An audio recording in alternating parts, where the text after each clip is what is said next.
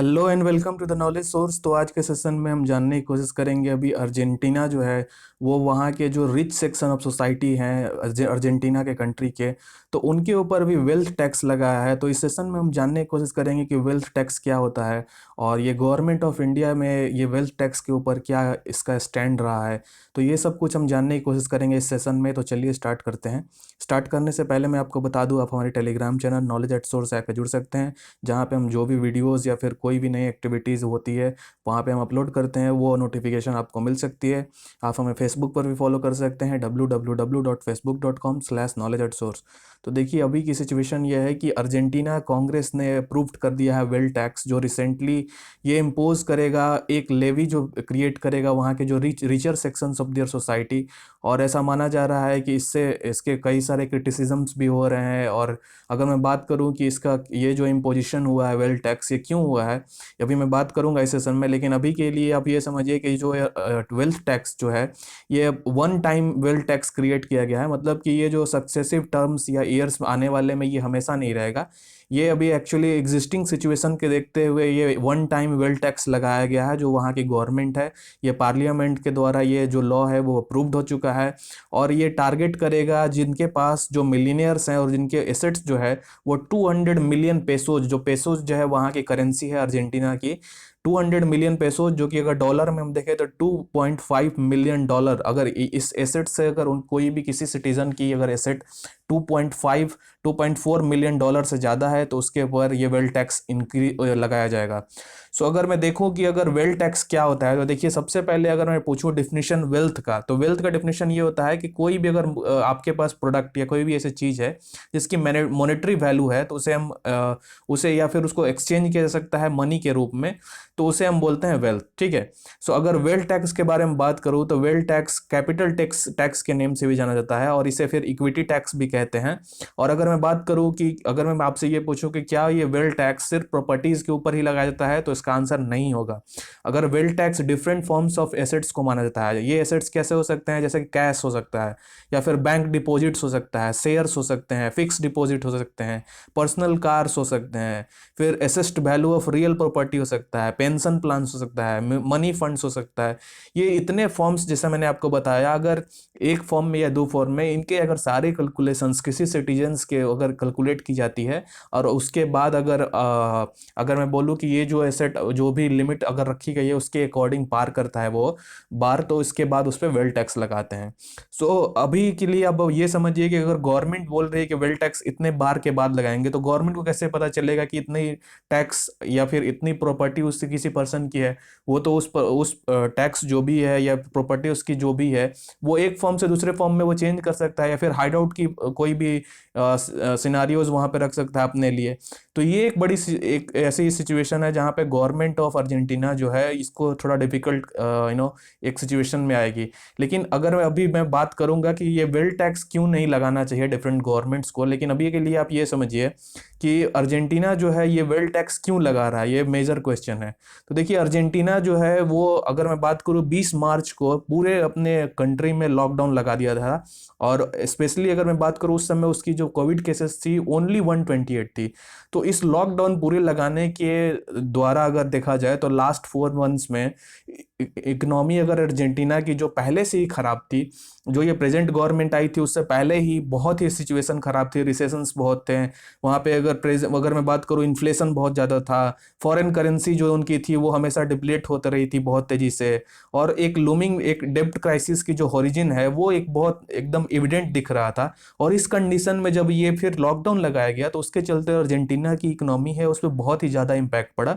और जिसके चलते गवर्नमेंट ने फिर अल्टीमेटली ये डिसाइड किया कि हम जो रिचर सेक्शंस ऑफ सोसाइटी हैं उनसे वेल्थ टैक्स करेंगे, कलेक्ट करेंगे। और जो ये वेल्थ टैक्स होगा उससे फिर क्या करेंगे हम कि जो भी एसेंशियल मेडिसिन है या फिर जो एसेंशियल थिंग है जो उनके कंट्री को चलाने के लिए चाहिए, या रिलीफ वर्क हो गया, या फिर जो भी, अगर स्पेशली अगर मैं बात करूँ मनी को, अगर कुछ बचेगा उस मनी से तो फिर उस इकोनॉमी में इंजेक्ट करेंगे, जिससे कि इकोनॉमी जो अर्जेंटीना की है उसको रिवाइव करने के लिए, यानी कि फिर से पटरी पे लाने की कोशिश करेंगे। ये अर्जेंटीना की गवर्नमेंट का ये प्लान है। सो ये मैं अगर, जैसे मैंने पहले ही बताया कि ये जो लॉ है या फिर ये जो टैक्स है वेल्थ टैक्स, ये सिर्फ एक टाइम लगाया जाएगा। ये कोई अल्टीमेटम वन डे टाइम्स या फिर मैं बोलूँ अगर 4-5 साल या 10 साल के लिए, ऐसा नहीं है। ठीक है। सो अगर मैं बात करूं कि ये जो वेल टैक्स लगाया जाता है, या फिर ये वेल टैक्स लगाना क्या सही है क्या? अगर आपके पास गवर्नमेंट, कोई गवर्नमेंट है और अल्टीमेटली अगर वो अगर मान लो, अगर इंडिया में सपोज करो, मैं एक एग्जांपल देता हूँ, रिचेस्ट 1% को फिर वो अगर बोलना चलेगा कि नहीं, इकोनॉमिक कोविड-19 आ गया है, आप हमें पैसे दो, हमारे पास पैसे नहीं है ये काम करने के लिए, या फिर हमें जो भी एसेंशियल्स प्रोडक्ट्स चाहिए इंडिया के लिए वो नहीं है, तो क्या ये सही है? तो देखिए, सबसे इसका आंसर तो है कि नहीं, बिल्कुल नहीं। आप कोई भी, अगर कोई रिचेस्ट पर्सन है, आप उससे बोल सकते हैं कि आप पैसा दे दीजिए, लेकिन आप टैक्स लगाना इज नॉट गुड थिंग। क्यों? देखिए, सबसे पहले तो ये जो भी टैक्स, अगर वेल टैक्स लगाया जाता है तो वो डबल टैक्सेशन क्रिएट करता है। तो डबल टैक्सेशन का मतलब ये मैं बोल रहा हूँ कि अगर सपोज कोई इंसान, ए पर्सन जो मनी अर्न कर रहा है, सपोज इसके बाद वो क्या करेगा कि 2 टाइम उसको टैक्स देना पड़ेगा। एक तो उसके जो अर्न किया उसके ऊपर, और उसके बाद जो है, इसके बाद उस मनी को रखने के लिए उसे पैसा फिर देना पड़ेगा। कि यानी कि मैं एक तो मैं अगर मैं ज़्यादा कमा रहा हूँ तो मुझे पैसा देना पड़ेगा, और इसके बाद जो मनी मैंने उसको रखना है उसके लिए भी पैसा देना पड़ेगा। तो इसको डबल टैक्सेशन इसमें बोलते हैं। तो ये डबल टैक्सेशन जो है किसी भी इकोनॉमी के लिए बहुत ही वीक है, क्योंकि ये जो लॉ है तो हम मानते हैं ये रिग्रेसिव लॉ मानते हैं। देखिए, 3 फॉर्म के लॉ होते हैं, टैक्सेशन सिस्टम होते हैं। देखिए, पहला जो प्रोग्रेसिव, फिर रिग्रेसिव, और तीसरा जो होता है प्रोपोर्शनल। इंडिया में somewhere between we are proportional. ठीक है। प्रोग्रेसिव मतलब कि अगर सपोज अगर कोई ज़्यादा पैसा कमा रहा है तो उसको ज़्यादा पैसा देना पड़ेगा। सॉरी, जो ज़्यादा पैसा, प्रोग्रेसिव का मतलब होता है कि जहाँ पे जो ज़्यादा पैसा कमा रहा है उसको कम देना पड़ेगा, और जो ज़्यादा पैसा नहीं कमा रहा है उसे ज़्यादा पैसा देना पड़ेगा। प्रोपोर्शनल मतलब इन दोनों के बीच में। और रिग्रेसिव होता है कि जो सबसे पैसा कम कमा रहा है उसको ज़्यादा टैक्स देना पड़ेगा, कि नहीं, आप कम कमा रहे हो तो आपको ज़्यादा पैसा दो। इसके बाद दूसरा जो चीज़ है इसमें, जो अगर टैक्स लॉ या फिर मैं बोलूँ कि वेल टैक्स लगाया जाता है, ये क्या करता है, कैपिटल फ्लाइट करता है। कैपिटल फ्लाइट का मतलब ये आप समझिए, सपोज अगर आप किसी एक पर्सन को आप बोलते हैं कि वेल टैक्स आपको देना पड़ेगा क्योंकि आप ज़्यादा पैसा कमाते हैं, तो इस केस में क्या होगा कि वो पर्सन जो है वो कहीं लूपहोल्स टैक्सेशन सिस्टम में ढूंढेगा, या फिर अपने अपने जो भी उसके प्रॉपर्टीज है उसको पूरी तरह दिखाएगा ही नहीं। तो इस सिस्टम में क्या होता है कि जो ज़्यादा बेनिफिट होना चाहिए उससे कहीं ज़्यादा नुकसान होने लगता है गवर्नमेंट को। तो एक प्रोपोर्शनल लॉ होना चाहिए वेल्थ टैक्सेशन सिस्टम का, जहाँ पे कोई भी अगर कंट्री है वो टैक्स इंपोज ना करे, कोई भी अगर कोई भी वहाँ का सिटीजन है, जिससे क्या चलते कि जो टैक्स की जो, अगर वो फिर क्या करेगा कि अपनी जो भी प्रॉपर्टी है वो डिफरेंट कंट्रीज में सेटअप करने लगेगा, तो आप उसको टैक्स कहाँ से करोगे? जहाँ पे टैक्सेशन सिस्टम कम होगी या रेट कम होगी। तो ये सब सिनारियोज है। इसके बाद जो है कि आप डिफिकल्टी लेवल, जैसे मैंने आपको बताया कि कैसे आप कैलकुलेट करोगे कि किस पर्सन के पास कितनी एसेट है, या फिर कौन से पर्सन को, अपनी पर्सन जो भी है उसके पास एसेट्स है वो हाइड आउट नहीं कर रहा है। तो ये सब सिनारियोज है जहाँ पे taxation system, aggressive taxation system इसे हम बोलते हैं, जिसे वेल टैक्स पे लगाना, ये कुछ हद तक सही है, लेकिन इसके बाद आप इस तरीके से लगाना है, this is not a good thing. और अभी आप देखिए जो इकोनॉमी है अभी अर्जेंटीना की, वो आप समझ जाइए कि रिसेशंस में ही है, रिसेशन के पीरियड से गुजर रहा है।